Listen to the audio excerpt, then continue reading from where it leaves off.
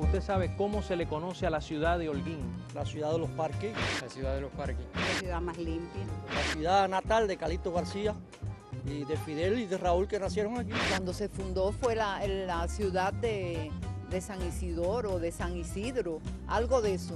Pero yo la conozco siempre desde que nací por la ciudad de los parques. ¿Tiene otro nombre? ¿Usted me lo pudiera decir? Holguín ha sido conocida de múltiples maneras: ciudad de la Loma de la Cruz, ciudad de la Periquera, la ciudad del Jihue, incluso como la ciudad más simpática de Cuba. Y claro, todos conocen el mundialmente famoso renombre de Ciudad de los Parques. Pero lo que quizás usted no sepa es que durante un tiempo Holguín fue llamada también la ciudad de los corredores. Mire, si quiere saber por qué, acompáñeme para que sea testigo de los tiempos.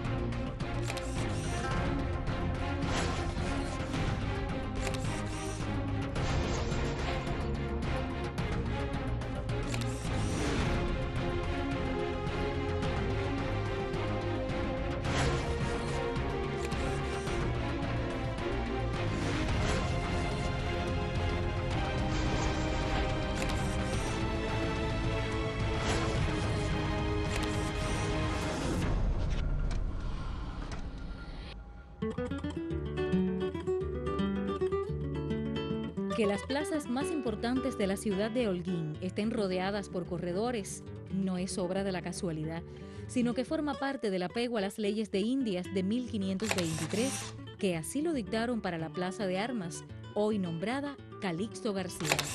Cuentan que la historia de Holguín también puede narrarse desde sus corredores, o al menos así es como lo defiende una buena amiga estudiosa de la arquitectura y la historia holguinera, Ángela Peña. Bienvenida. Bueno, pienso que Holguín no sería Holguín sin sus corredores, ¿no? Las 4 plazas más importantes de Holguín y más antiguas están rodeadas de corredores. La recopilación de las leyes de India articulaban que la plaza mayor o plaza de armas debía estar rodeada de corredores. ¿Por qué? Porque esta plaza estaba dedicada no solamente a las justas de a caballo, ¿no? O sea, el aspecto militar, sino que era la plaza del mercado. Aquí en ciudades mayores, ¿no?, hispanoamericanas, pues estaba también la iglesia, pero bueno, Holguín es una ciudad mediterránea y la iglesia no está aquí, tiene su plaza propia. ¿Y cuándo es que llegan los corredores Holguín? Bueno, los corredores Holguín llegan ya desde el mismo siglo XVIII. ¿Por qué? Porque es una necesidad, hay que protegerse del sol, de la lluvia.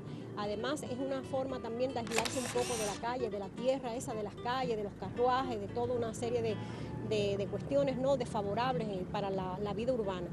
Pero no sabemos exactamente cuál fue la primera casa que tiene corredor, pero sí hay casas antiguas que tuvieron corredor. Por ejemplo, casas de embarrado como la de Pedro Vázquez en la calle Mártires, esquina Aria, pues esa casa tuvo corredor. En 1839 apenas hay corredores. Los venteros y las venteras, que son los vendedores ambulantes, que se dedicaban a vender hortalizas y frutos y esto, pues lo hacían prácticamente en la calle y no podían guarecerse de la lluvia cuando llovía, ¿no? Me imagino que ellos demandaban esos corredores cantidad. Ellos tenían que costear, desde sus ganancias un dinero determinado, no recuerdo ahora qué cantidad, al cabildo por poder trabajar aquí en la calle. Pero así todo se decidió entonces pasar el mercado para la Plaza San José. ¿Por qué? Para dedicar esto a la Alameda, al Paseo de Isabel II. ¿Y por qué no me llevas a uno de esos corredores para que me cuente su historia? Vamos hasta la calle Mercaderes, que es la actual Frexe, donde radicaba el mercado. Vamos allá. Háblame sobre esa calle Mercaderes. Bueno, la calle Mercaderes toma ese nombre ya en la década de 1800, más o menos. Esta calle había sido la calle del Rosario, pero la propia ciudad va imponiendo nombres a las calles. Esa es la calle Mercaderes, como Libertad era la calle Comercio, ¿no? Lo que la perdió.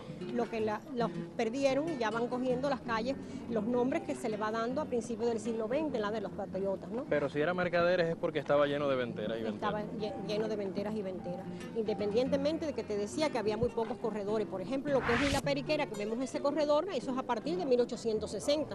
¿Por qué? Porque precisamente eso era una gallería, o sea, una valla de gallo, ¿no? Una valla de gallo. Ajá, allá en la esquina donde está lo que había sido una tienda de ropa muy famosa, el Sportman, que hoy está el Atelier, eso era también un tejar que hizo Rondán para hacer la Periquera. ¿Y en todos esos lugares había corredores? No, en esos momentos no había corredores, ¿no? No sabemos si había corredores en la gallería esa, yo me imagino que no sea porque por la función que tuvo ese corredor, ese espacio de ahí, ese solar, pues yo me imagino que no haya habido ahí corredores todavía. Esta casa de acá, esta acá donde está el fondo de bienes culturales, sí es la casa más antigua de esa cuadra. Esa es una casa muy interesante, tú ves que tiene un corredor ya del siglo XIX, precioso, ya con las columnas toscanas y muy vistoso, muy elegante, porque también ya tiene un pretil del siglo XIX, o sea que es una casa también señorial.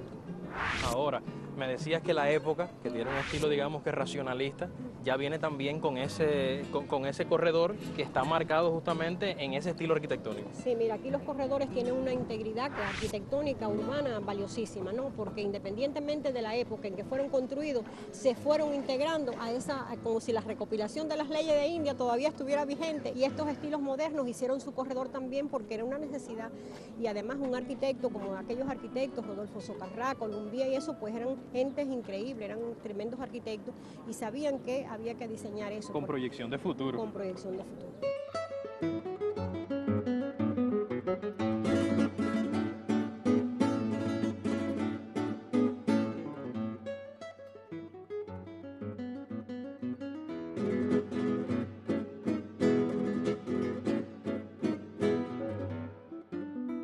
Y este a mí me parece que es un corredor de lujo. Es un corredor también único en la ciudad, independientemente de que su diseño se repite en la casa de José Ángel de Fuentes, acá en la plaza de la Parroquial, hoy Parque Peralta. Pero este corredor es de una casa de abolengo, ¿no? Es una casa señorial que perteneció a Juan Bush, un médico, y que está, vaya, que tiene diversos elementos arquitectónicos. Y fue una casa también de grandes celebraciones. Aquí vivió Federico Capdevila también, ¿no? Pero era normal que las casas así grandes tuvieran corredores enormes a su entrada. No, mira, las plazas debían estar rodeadas, ¿no? Sobre todo la plaza de Armas, de corredores, pero en este caso tú ves que las calles también tenían corredores. Holguín no tiene calles porticadas como puede tener La Tuna o puede tener la Cienfuegos, o sea que son ciudades ya del siglo XIX. Sin embargo, también las casas se enfrentaban también por corredores, las casas que dan a la calle. Mira, aquí tenemos 3 ejemplos de corredores, tenemos este colonial, tenemos uno racionalista de la década de 50 y tenemos allá uno ecléctico. Vamos a seguir buscando corredores.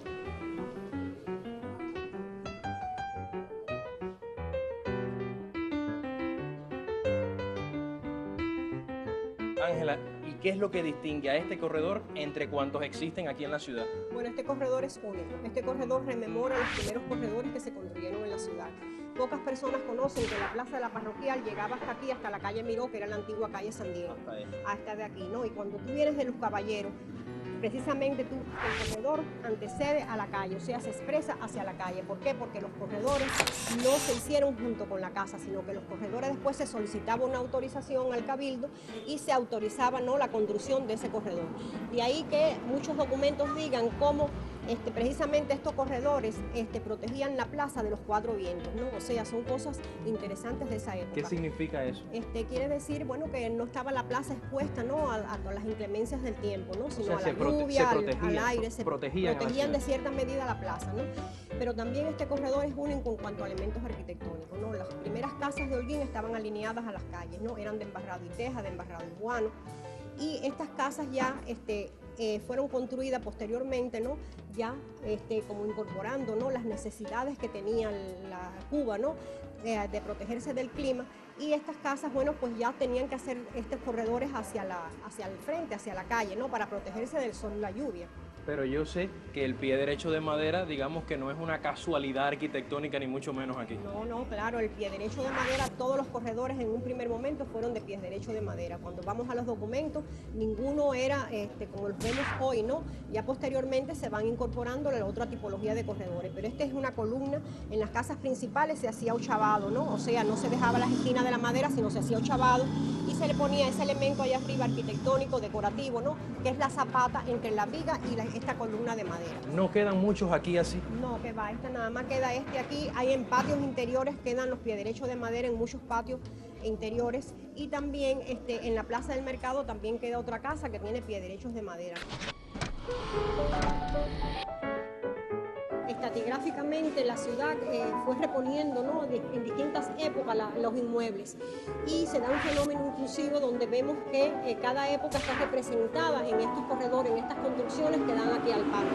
Vemos construcciones coloniales, construcciones de construcciones art déco, construcciones racionalistas que se construyeron en la década del 50 y todas ellas están integradas independientemente del estilo, los diversos diseños que tienen y de la época también en que se usaron distintos materiales, pero todas están integradas por los corredores. Y los corredores permanecen ahí siempre, digamos, a pesar de estas diferentes tipologías arquitectónicas, los corredores siempre se mantienen. Siempre se mantienen. Vemos las distintas también tipologías de los techos, de las columnas, de los pisos. Aquí vemos pisos de granito, pisos de ladrillo, pisos de losas prensadas y vemos cómo unos están jerarquizados. ¿Por qué? Porque eran construcciones de familias de abolengo, de las familias más ricas de la ciudad.